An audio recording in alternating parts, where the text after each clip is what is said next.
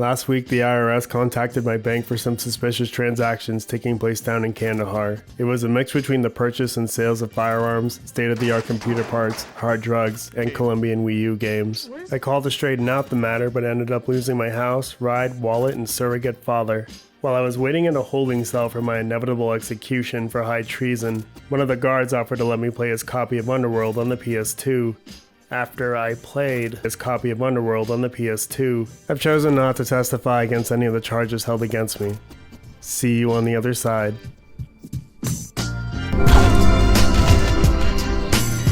I was blissfully unaware of PS2 Underworld like the rest of my culture is blissfully unaware there should be a mommy and daddy in the household. Then some guy from either Scotland, Wales, Ireland, or the projects of Newark, New Jersey, based on his accent, ushered this game into my life, like the stranger entering your house at 1 a.m. ushered anal beads into your mom's ass. It was one vaguely connected event after another, and the pain kept increasing. Tomb Raider Underworld for Generation 7 was a little bit of a letdown, with the short length and some other issues. But it gave us the best control scheme to date, the hottest version of Lara, and I think Zip never served time for open firing on a white girl, so it wasn't all bad.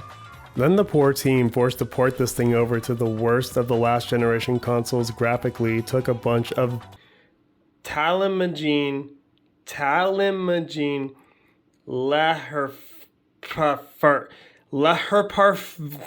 and now we have this masterpiece. Ready, Lara? Right. Underworld starts with a Croft Manor tutorial, only it's on fire. It's supposed to get you asking some questions such as, how could this have happened? Where is this leading to?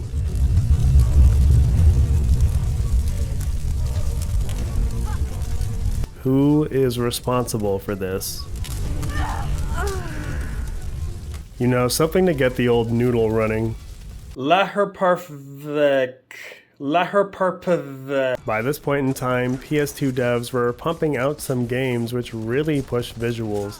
Games with the fire effects, explosions, environments, women.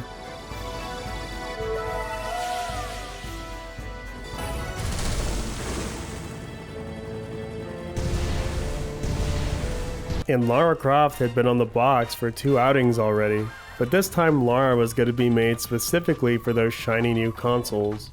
Nothing was going to hold her back, but PS2 owners had to see how this Hollywood actress portraying Lara Croft was going to wrap up the trilogy. Shit's kinda real fucked in this house, so we gotta take things back to a simpler time.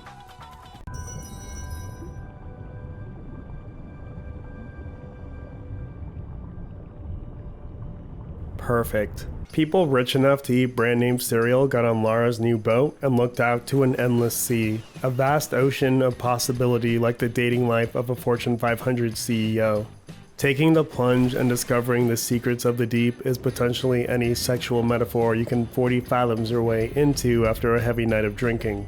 The people who could occasionally afford to eat Cookie Crisp got a slightly less impressive copy of the rich man experience. You, however, are eating Crisp Crunch, so you begin at the bottom, with no possibility to ascend for air in the ocean of single mother Tinder profiles you're wading through. You don't even get any sloppy seconds from the fucking Nintendo Wii. Scene. Oh, good lord. Nah, this ain't Fortnite.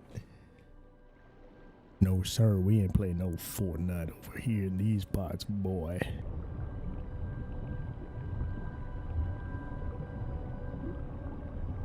Instead, you submerge yourself further under the dirt of the ocean before entering into a room that seems to be what other, better Laras are experiencing. For a brief moment, the PS2 looks like it only had a minor setback. The ill-gotten thought crosses your mind that, just maybe, you were going to have a good time. As you venture forth, the reality slowly begins to set in. That you were the most wrong about a hunch that anyone has ever been in the entirety of human history. Germany's hunch to invade Russia, Britain's hunch to tax a bunch of drunks they shipped across the pond, and Paul Feig's hunch that women are funny don't remotely begin to enter the stratosphere of incorrect that was the single thought you just had. The already short-lived first puzzle had its assets gutted so the game could properly be stored on a Chinese bootleg of Rush Hour 3, but by the time your cousin had finished wiping down from watching an episode of an anime where the protagonist literally fucks women into submission, you were already walking out of the first area with one of Thor's gauntlets. Something was intrinsically wrong. Your rich friend playing the exact same game told you his cousin was able to watch 2 episodes of an anime where women turn other women into weapons by fucking each other. Your cousin was starting up episode 2. You were now in a boat with men who actually died from being shot. Something wasn't adding up. You've heard tales of a boat that began sinking from your rich friend. Explosions, production value, pizzazz. You see the boat sort of just rotate on its side. You climb out. You place the controller down and look confused, ashamed, just like your cousin. But despite the feelings that each of your activities elicit from yourselves emotionally, you know that you're going to keep doing exactly what you're doing, because what other choice do you have?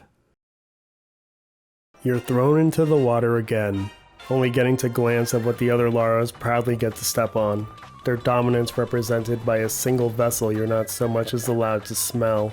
Climbing up the cliffside, you're not really certain what you should expect. What type of neutered experience you've been handed compared to others. Like the part in Spirit, where the once majestic stallion cosplays as my great-grandfather. You run through a DeviantArt impression of a jungle. You see a tomb. 4 minutes inside, and you can't fathom that you're basically experiencing the future of Lara Croft puzzles. Only, she has nothing to say. She remains silent, ashamed at what she's been forced to do. You remain bewildered, wondering if you should join your cousin. He finishes the second episode. You finish a second shot of Clorox, and against your better judgment, you keep playing.